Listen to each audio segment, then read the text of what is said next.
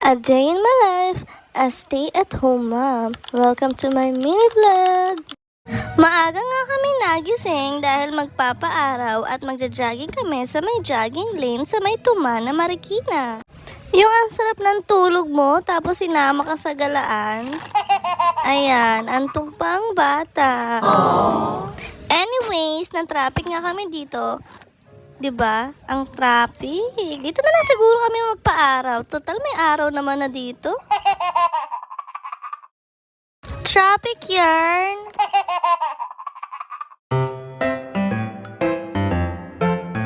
At sa wakas ay umusad na din. Nakakatawa nga yung nasa likod naming sasakyan dahil busina ng busina gusto ata mauna. Siguro late na siya sa work niya at ayan, nauna na nga siya. Pwede naman pala mag-overtake eh. Anyways, malapit na nga kami nito sa jogging lane at kita mo naman itong bata, antok pa. At na-traffic nga ulit sa may tulay.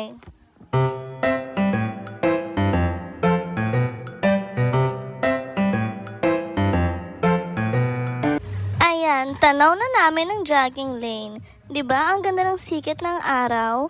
Ang ganda diyan mag-jogging.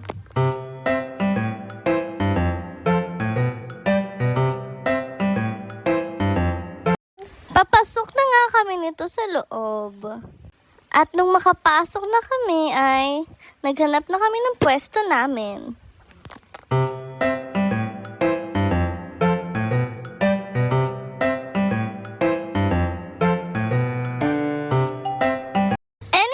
Nung nakahanap na kami ng pwesto, ayan, for the paaraw na yan, maya-maya ay tatakbo naman kami.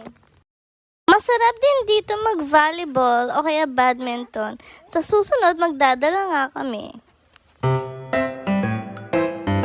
For the takbo na yarn. Aba, at itong pamangkin ko, dinala talaga ang mga toys niyang Lego. Anyways, iikot pa nga nito ng isang beses si Mama para naman makauwi na kami. 'Di ba? Napakasaglit lang namin. Fast forward, pauwi na nga kami nito dahil masakit na sa balat yung sikat ng araw.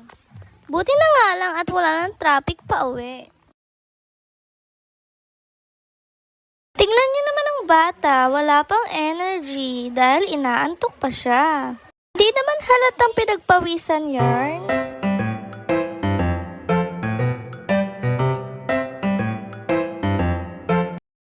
Anyways, nag-stop over nga kami dito dahil bumili kami ng tinapay. 'Di ba? Sa initan pa talaga, for the pawis tuloy ang bata.